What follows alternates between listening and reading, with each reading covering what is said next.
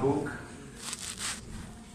have similarities to what you are going to do in the labs and or in the exam, and they have some specific writing styles and practices that are probably typical of the author, but they are a good example of programming within this particular environment. So I encourage you to take a look, read, and decide basically what is important and not. My typical effort is try to point out the most important instructions, the meaning of the parts of the program, and so on and so forth. So now let's take a look at this producer-consumer example that is basically available in two variants. Well, 2 multiplied by 2, but there is an extra. But essentially there is a version where mutual exclusion is done by critical sections and another using events. And so we're going to take a look at that. But first of all, plus, today I will start a new topic that is structured exception handling. I'm just going to show you here basically the title so that you know where we are going to. This is structured exception handling. Structured exception handling means that we are going here. Try, except, and later on, try, finally. Okay? So, just to tell you that within the example that I'm showing you, the example taken from heart, in this example, we already have a try, finally. So, let's take a look at this example and let's try to look at the example this way. First of all, data structure.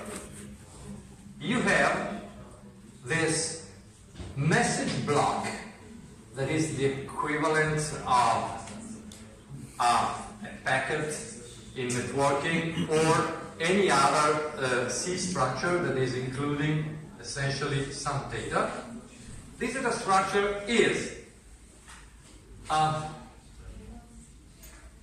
basically characterized by this, or is typically something similar to the payload in networking.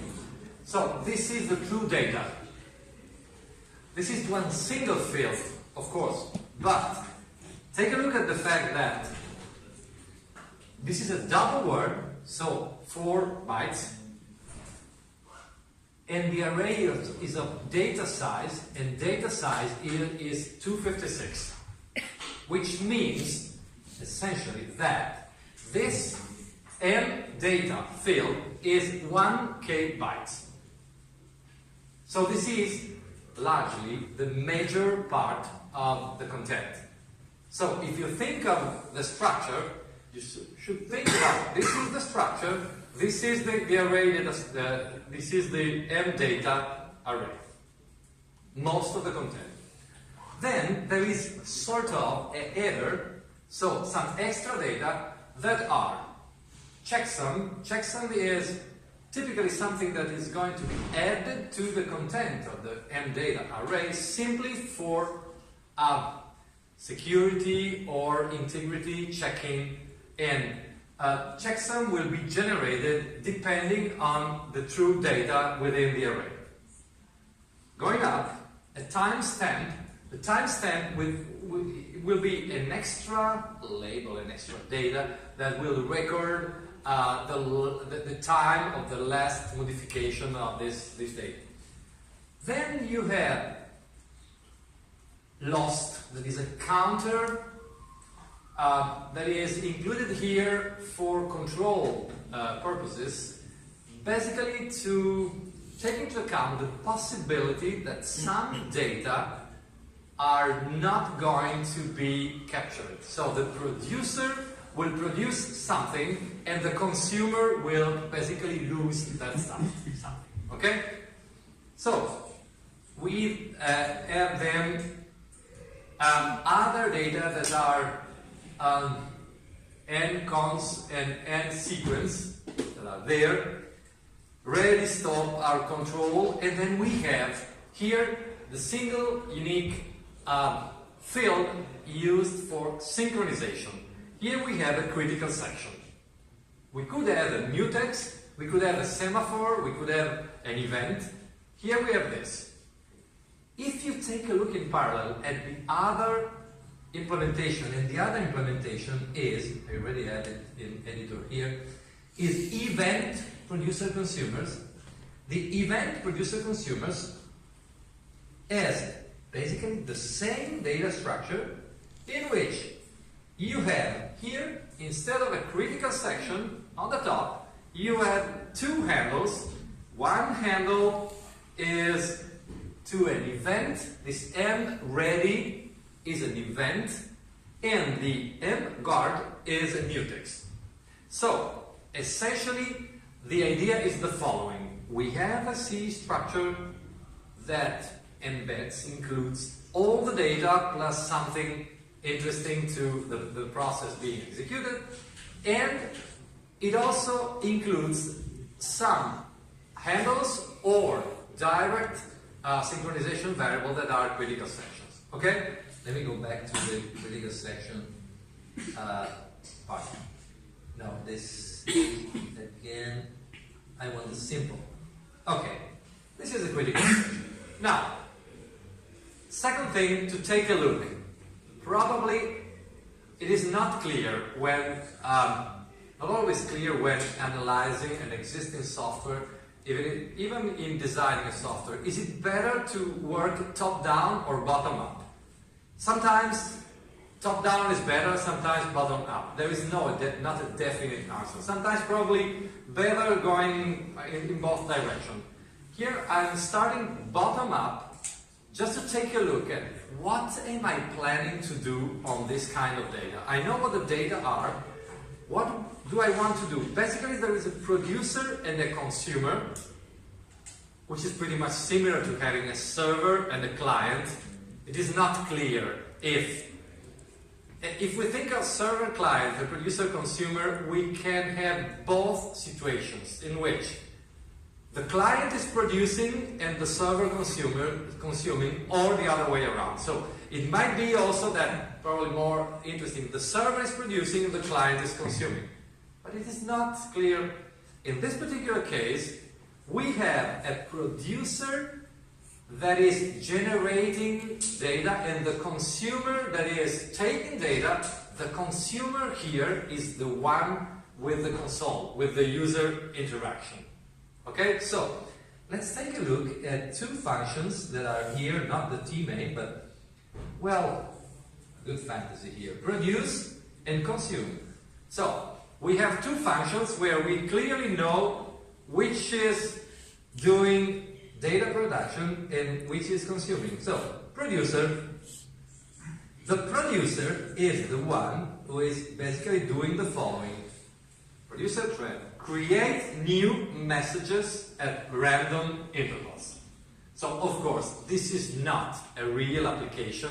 It is a toy application in which at random times we are producing something which is basically mimicking, it is simulating the behavior of a big thread producer that is basically producing or receiving externally, maybe by a socket, by other pipes or so on and so forth, receiving data, but it is making some data ready and available for the consumer.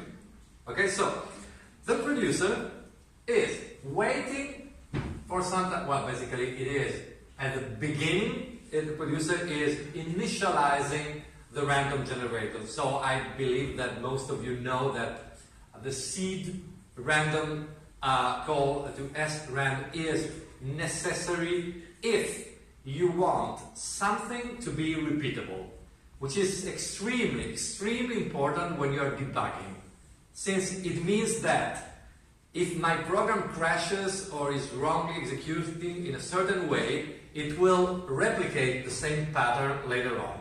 So it is important. Typically in the real world, when you go to production, you will probably remove that in order or make it randomized so that a given execution is going to do something, and if you repeat, you are going to randomly produce different data. Okay, but this is simply for initialization. Then, essentially, the job is the typical while true. While, well, not stop. While we want to continue. And this is a sort of headless thread in the sense that this thread is not including any standard I/O, so it is not interacting. The only way that this thread is going to know what to do is to look into this structure. So this thread is basically doing the following: sleeping, then looking at this M block. So this M block, let's take a look at what this M block is. This M block is a global structure. Now, depending on the application, and this is truly depending on the application, sometimes it will be yes, sometimes not, a thread function will essentially receive the pointer to the data on which it is expected to work, and sometimes it will not receive the pointer but work on global variables. Here, the block is a global variable, shared global variable. So, you see this message block, whenever in C you see the initialization with 0, either partial or global. If it is global, maybe it would be, this is unnecessary, because by default, any global variable, it is 0 filled, but making it explicit, it's sometimes better, because it's more visible. So, we have a block that starts with 0, which means that, for this particular reason, the producer, as you can see, does not include here the classical protocol or the classical few initial instructions in which the thread is reading the parameter and casting this parameter to another internal pointer. It means I don't care about the parameter. I'm working here on M block. So this is the typical case of two threads that are essentially working with shared data, this record, this C structure. Okay? This stop is clearly initialized to 0, which means false at the beginning, which means that not stop will be true. So this thread is expected to loop until somebody is going to write stop 1 here, which means exit. Okay? Then the typical behavior would be the following. So let me just erase something and then show you how it would typically work. Okay. So it will typically be the following, where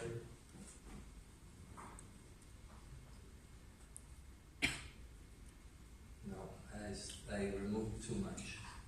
Enter critical section would be necessary. Try not. So essentially one way could be this one. Okay, now I got it. So this is the expected behavior. Enter critical section, do something, leave critical section. Which means the typical mutual exclusion pattern. Lock, do something, unlock. If you have a semaphore, it would be P, do, V. Or, wait, enter, signal. So the scheme is clear. Critical section is good, and as you can see, critical section is slightly different from other synchronization stuff, because you don't need here, for instance, malloc or other. You simply have a variable, a field in this structure, you need the pointer to that critical section, but this is understandable. It means whenever I look into the block, I don't want any overlapping with the consumer. So producer is doing this. If not stop, look at this. Ready means not ready, fill the block, fill the message, and then ready one. The idea of the ready flag is whenever there is a new available data, ready will be on, will be one. Whenever I'm producing work, I'm working on the data, ready will be 0, which is pretty much similar to what I/O devices are typically behaving like. So this is something like I'm working, so work in progress, and throughout work in progress, ready equals 0, or work ended, ready equal 1. After that, you see this interlocked increment, which is probably an excess of, of safety from the standpoint of the author. I guess that being in a critical section, this interlock would probably be enough, but let's take it. Interlock. There is a set of instructions in Windows that we don't present extensively that are, or interlocked something. Interlocked something is like saying, I guarantee that whatever is done here, increment or other stuff, are guaranteed to be atomic. So, from the start to the end of this instruction, data is safe. Sort of having a sort of mutual exclusion inside. I'm not sure if this interlock increment here is really necessary or not, but you will find, in the example, you find sometimes. Honestly, it is not so important for your labs and probably also for the exam. You should simply know that interlock some operation means there is a guarantee from the Windows library that this operation is done safely. Okay? But the idea is, take this number and increment. It is the equivalent of mblock dot msequence plus plus. So increment. Which means I have a block, a container. This block contains data. I'm preparing data in message field, and I'm counting here how many times I have regenerated, reproduced new data in this block, which is a sort of a counter of activities done. Given that this was not the original version, so enter, leave critical section, but sometimes it could happen that depending on the operation that you have done here, it could be, for instance, that you could write something like that. If message field equal some error, I don't know. You have defined some error. If that function returns error, so you could do print something, and then typically you could do return. Let's say, for instance, -1, something this. This would be typically a critical problem, since by doing this, you basically unbalance the critical section behavior, because you forget that this is, unfortunately, a non-structured exit from the loop, and you are forgetting leave critical section. So the typical behavior you would need here should be, after a while, so maybe you revise your code, you debug, you do something, you lose time, and then you remember that you forgot one leave critical section. So this is pretty much common to every, even expert programmer. in concurrent stuff, forgetting about signaling or leaving or unlocking or doing something like that. And typically, the byproduct is that you see your program stuck because you go in some form of deadlock or stuff like that. All right, now the way to correctly handle this, or to help you handle this, if you go to a more professional programming style, would be essentially to do the following. So let me go to the beginning. Okay, I did too much. Okay. Enter critical section, and then this is what I want to do. And I put here in finally something that needs to be done at the end of this block, whatever happens. Well, whatever happens means if you go straight ahead and you do all instructions, that's good. I mean, no problems, go here and finally leave critical section. But if anything happens here, that basically could be, let me say, if here there could be either a return or if something return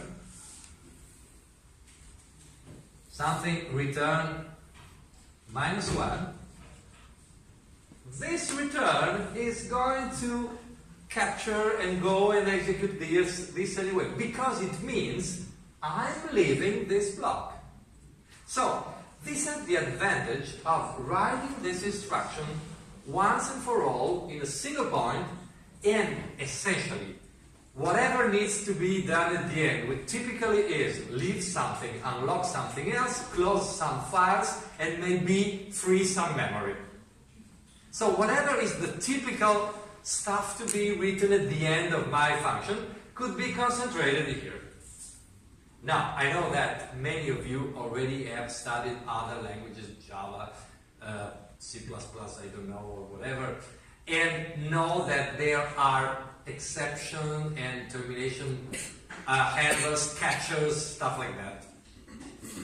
We will see that later on. But now, right now, it's just to let you understand that this is a good programming practice just for robustness of your software.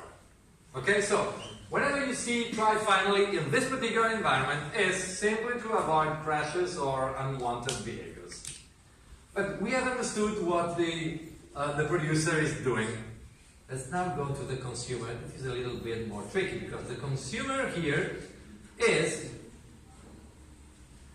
the only thread accessing standard input and standard output. So this is where the user stands. So the user is tied to the consumer. The consumer is doing the following. So, first of all, there is this stop flag that is common. So, they are, producer and consumer, working on the same structure, the same record that is global and common to both of them. Essentially, the consumer is reading stop. Take a look at the fact that this reading of stop is done without mutual exclusion. So there is no lock, no critical section around that stop. Is there any reason for that? It is a shared data. Why is the consumer reading without precautions? Simply because the producer is not expected to modify that. So, the consumer said, whatever is here, I'm the one in charge of changing, of modifying. So, he has full control on writing here, on this flag. So, basically, the idea is the following. I'm the software developer. I develop the producer and the consumer.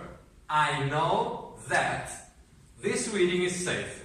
So under my responsibility, I do not protect this in mutual exclusion, simply because it is not needed.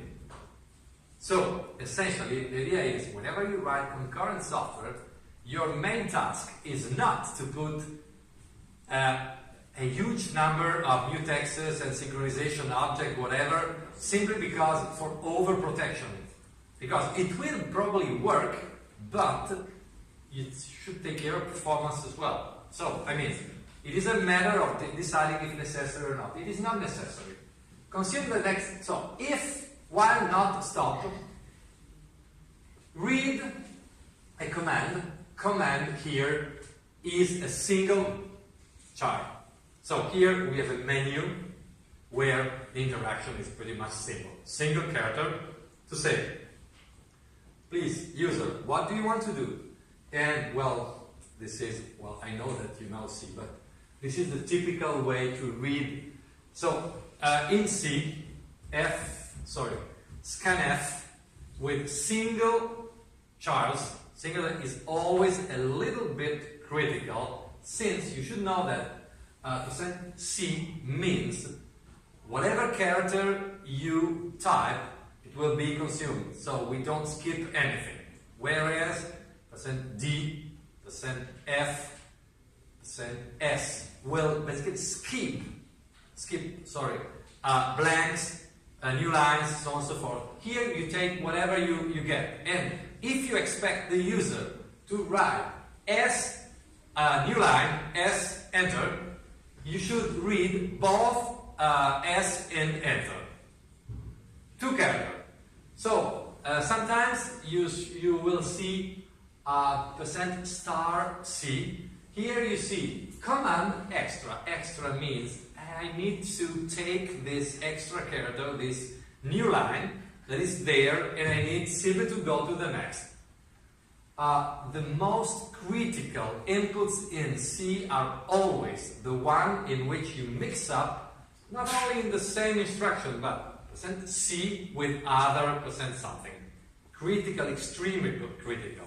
Because the behavior is clear, but sometimes you forget something. So here it just means S, enter.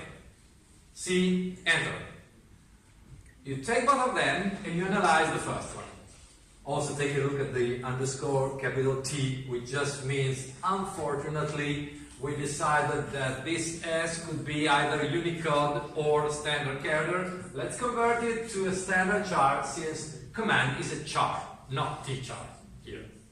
If command was a T char, you could go and simply work with in another way with the S, with a capital S. Sorry, without the underscore.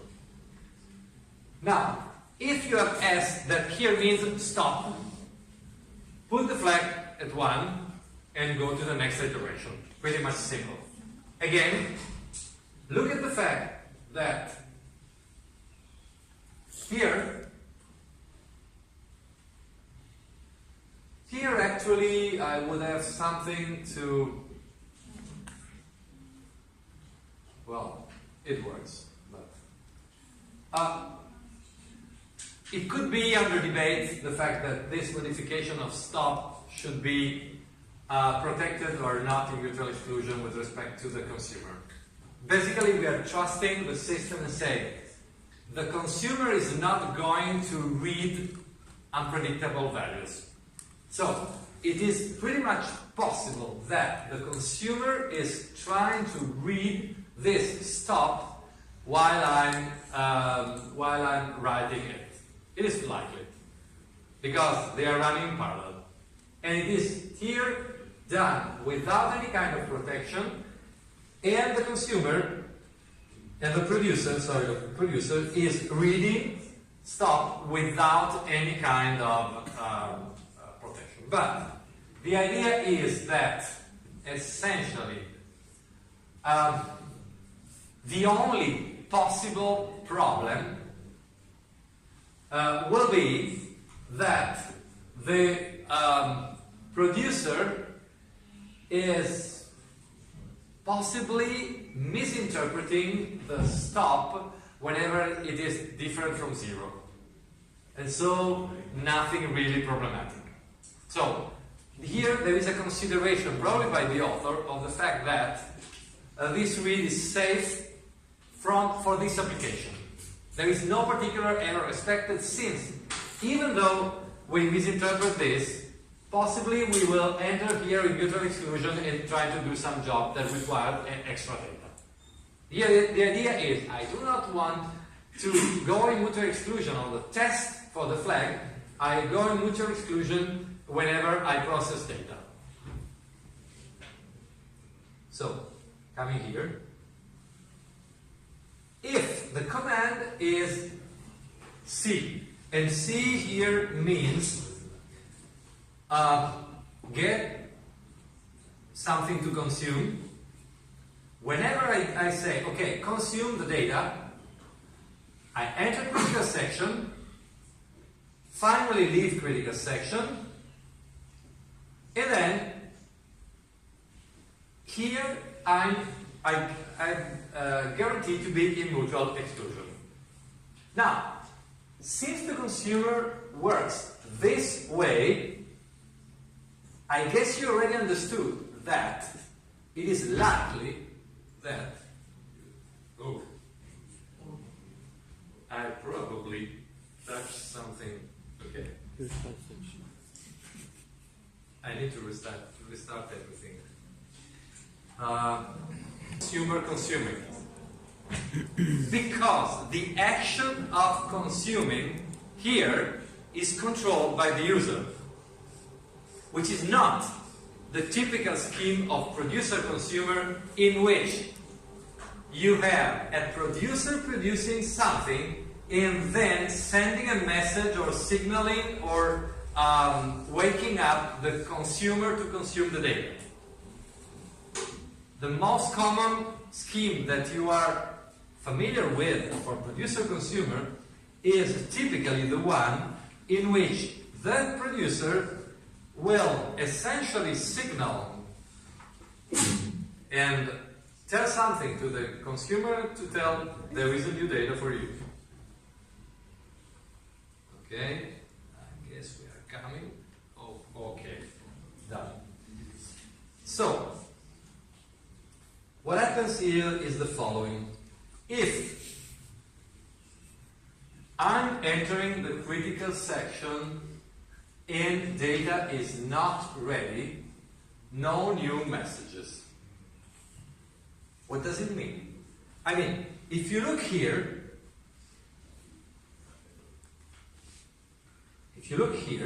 you see that the producer is leaving this critical section open with ready equal 1, which means whenever there is a data available,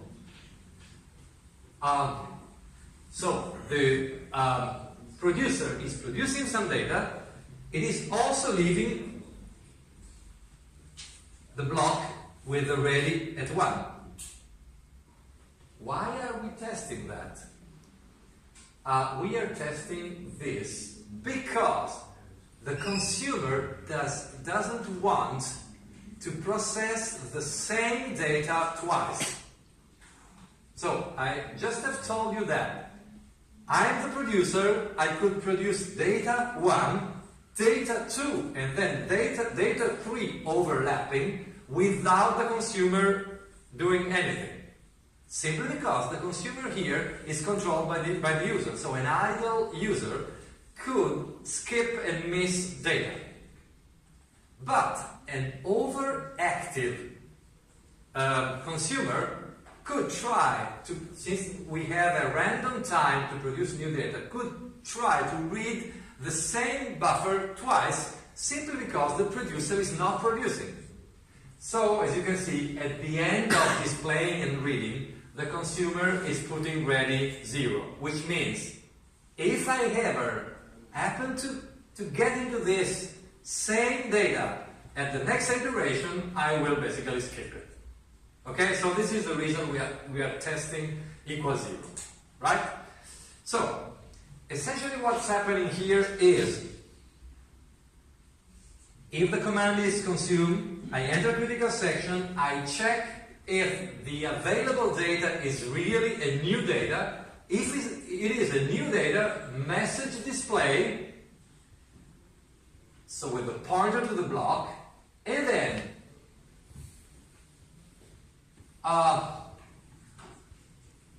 we have a counter of data. So it means this is a new data. What if in between this new data and the previous one I obtained, the producer has produced more data? So we have a counter. I could say this data and sequence is number 10.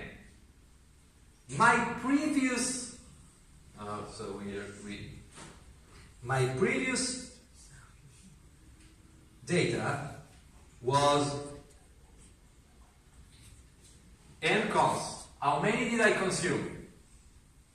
Suppose this is data number 10 and I already consumed 9. I'm okay. This is data number 10 starting the counter at 1. If this is number 10, I already consumed 9, correctly obtained. This is number 10, okay. No data lost. If this is data number 10, I already consumed 7, it means there is 2 lost. 2 lost because 7 I got, then the 10th is here, I missed 8 and 9. So this is the reason for +1. So this is n lost is equal to sequence. So at a certain point you have to take care about the start from 0 or so. But this is the expression that is taking care about n lost. So in order to have no lost, you should have basically here probably n sequence +1 equal to number consumed.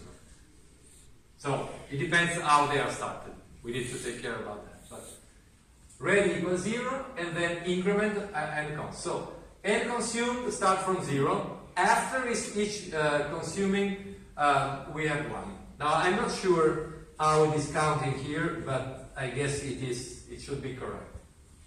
Now, the only thing we need is understand what message display is and what message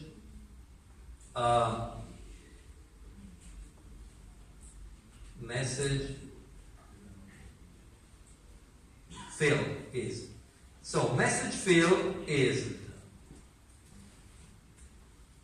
here simply this. For I equal, for I equals 0 to data size excluded, and message block arrow because it is a pointer, data of I, remember there are 256 slots, double words, random. Random is an arbitrary random integer, so it is correct. And the checksum here is a parity mask of bits. So the checksum is always going to be a bitwise XOR with the previous checksum and the new data. At the end, if you have 256 data, the first bit, the uppermost bit of the checksum will be the XOR of all first bits. The second bit will be the XOR of all second bits, and so on and so forth. And essentially, since it is an XOR, you should know that the XOR is also called the parity operator. So XOR is 1 XOR 0, 1, 0 XOR 1, 1, 0 XOR 0, 0, 1 XOR 1, 0. So the XOR is 1 if they are different, 0 if they are equal. In the end, you are basically computing the checksum. timestamp is going to equal to time. So essentially you are producing some data and the checksum. Printing, message display. Message display is doing the following. First of all, recompute the checksum on the data, recompute the checksum and control. So message number, sequence, at time, timestamp, okay, first and last entries. So not printing everything, just printing the two extreme numbers, and then basically telling you if the checksum that was just computed corresponds to the one stored or not, which means we have lost something or everything is okay. So here, basically, it's pretty much unlikely that they lose something because it is running here. But if you are in a given networking environment and instead of producing the data locally, but maybe on the other side of a socket or another networking or computing environment, it might be that sometimes you lose some bit or something. So this is the behavior. Given that, let's see now how the threads are working. You see that here the behavior of, so the main is doing the following. So honestly, begin thread X or create a thread, up to you and up to the specific environment in which you are working in Visual Studio or whatever. They are mostly the same. So here the author is stressing a little bit in putting, focusing on begin thread X. But I'm not basically trying to force and convince you that one is better than the other. In the present versions of Visual Studio, create thread is basically the same. So you see that we have a producer and a consumer that are two threads executing function consume and produce, and as you can see, no parameters. No and zero. No, we're not interested in parameters. This is the simplest way, of course, working a program that is working on global data. Other examples have the classical array or slot that is dedicated to be a parameter for a given thread function. Okay? And here we have wait for single object. We are age consume, age produce, that are the two handles returned by begin thread X. Furthermore, the last parameter of begin thread X here is null. If you put here a pointer to an integer variable, you could obtain the ID of the thread that has been created. So you can have here, like in a process creation, both the handle and the ID. Here, the handle is enough. Okay, so producer and consumer. Waiting, and that's all.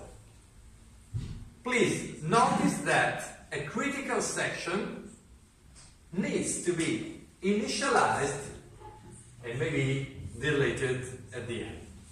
So you see that initialize critical section before using that in the thread, and you see delete critical section at the end. Okay, now let's see the same stuff done with events. And so let's move to another file, this parallel, which is event producer consumer. So this event producer consumer essentially is, so instead of initializing, here the event and the mutex are sort of dynamic variables, dynamic data to be not allocated, they are created. So you need to create the mutex and create the event, because these two guys, these two fields here are pointers, they are handles. In the previous version, the field this field.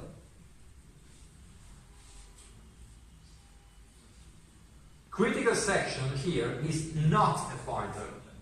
The structure embeds, includes the critical section, and we always use a pointer, an ampersand, in order to pass the critical section.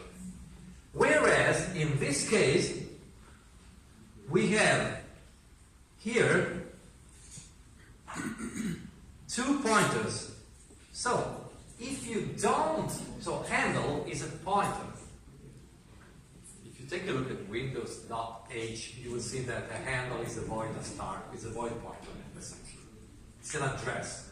So handle is a pointer here, which means there is no way to use that pointer unless it has been obtained, assigned, getting something to be created. So you get the handle to a file after create file. You get the handle to a process or to a thread after creating the thread of the process. You get a pointer to the mutex and the event after creating the mutex and creating the event. Which means that at the end of the job, you need to close handle, that is essentially doing the deletion, the dual operation of creating. Close handle is general purpose. Like wait for single, wait for multiple are general purpose. So you notice, create file, create thread, create mutex, create event, close the handle. Depending on the object, close is enough or not. With threads and processes, close handle is not enough. Close handle deletes the data structure. If you want to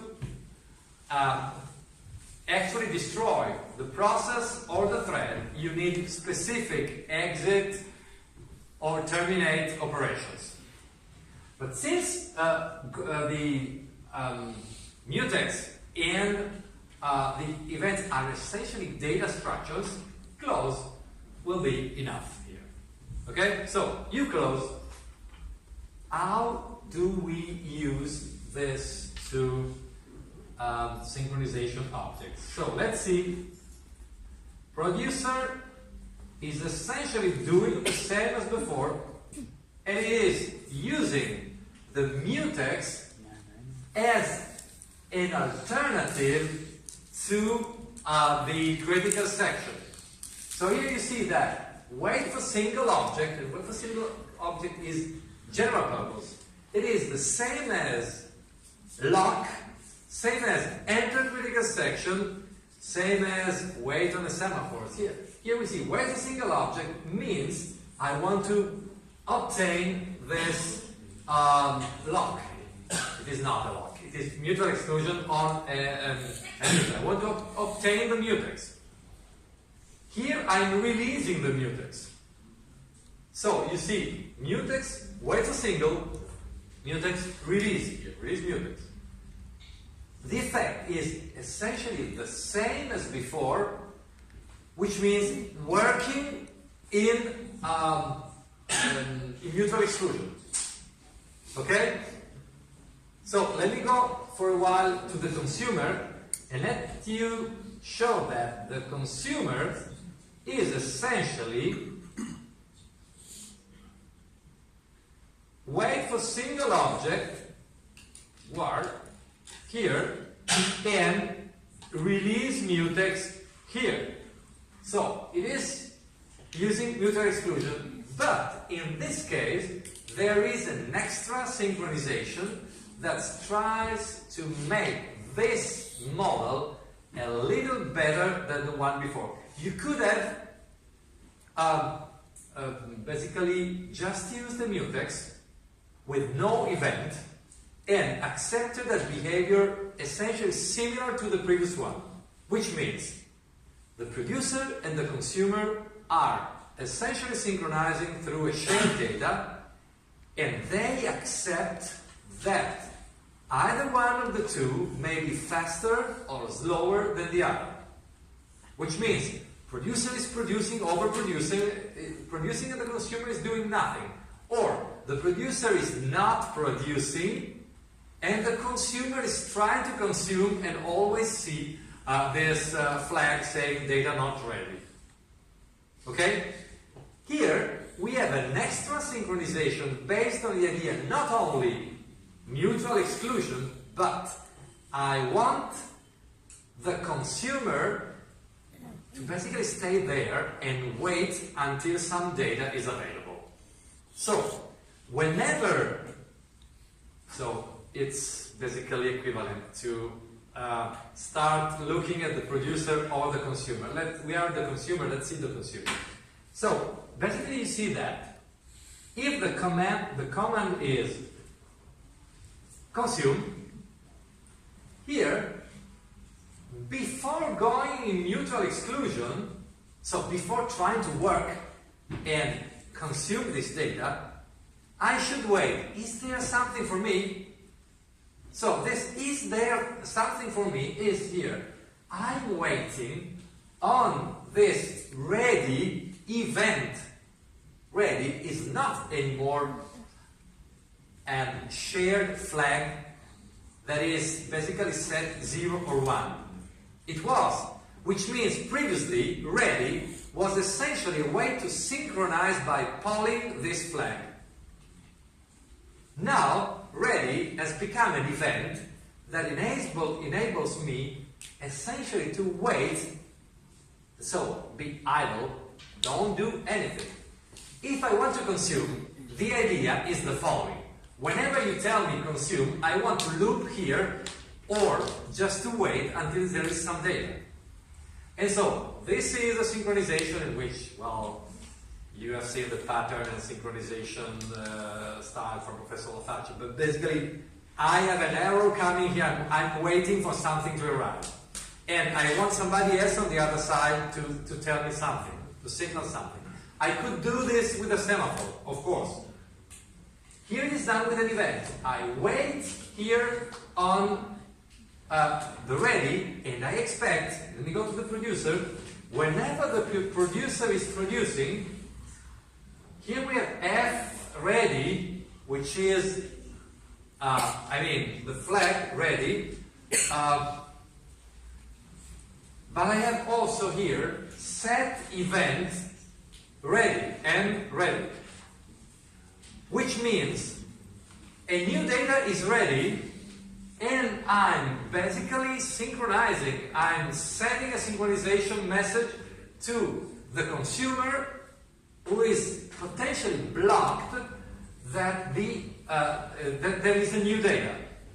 So essentially the consumer is going to wait if it is too fast. If the consumer is fast, it's going to be blocked, and here I'm going to unblock it. Okay, so this is a different synchronization. It shows you that the event is pretty much equivalent at this here to having here a V and on the other side a P on a semaphore. Here a signal and there a wait on a semaphore. Sort of same kind of behavior. The slightly different behaviors can be noticed whenever you consider what if there are multiple threads waiting, multiple signaling. Do I capture signals in the past or in the future? So the behavior depends, and in order to understand that, you should take care of what kind of event here. Here it was an event, I don't remember what it was. It was an automatic reset event. We'll take a look at that. But here, let's just assume that we're doing this. So, essentially, we have this behavior, set event, and then we have this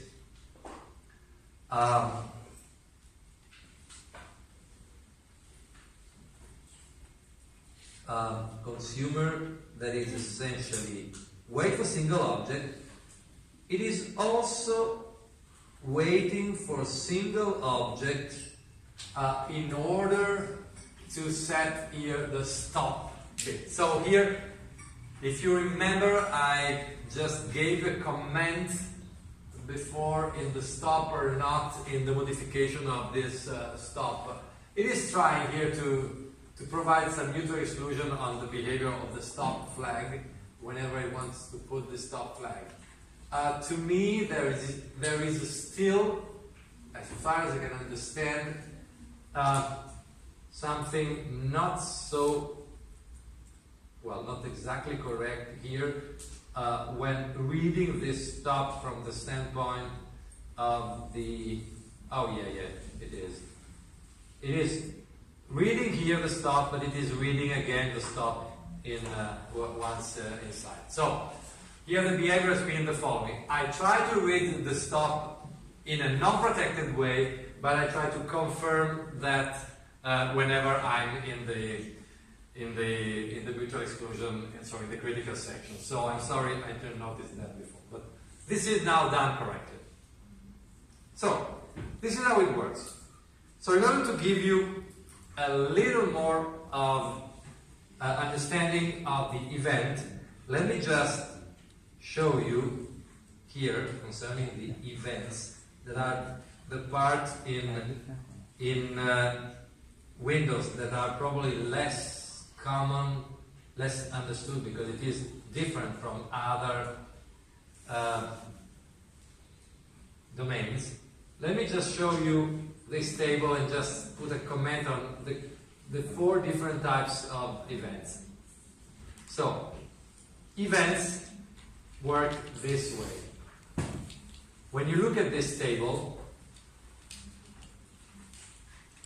you see that events have essentially 2 behaviors. Set and reset explicit or pulse. Set or reset means no event, there is an event. The event is there, and then I reset the event. Pulse means no event, and then go.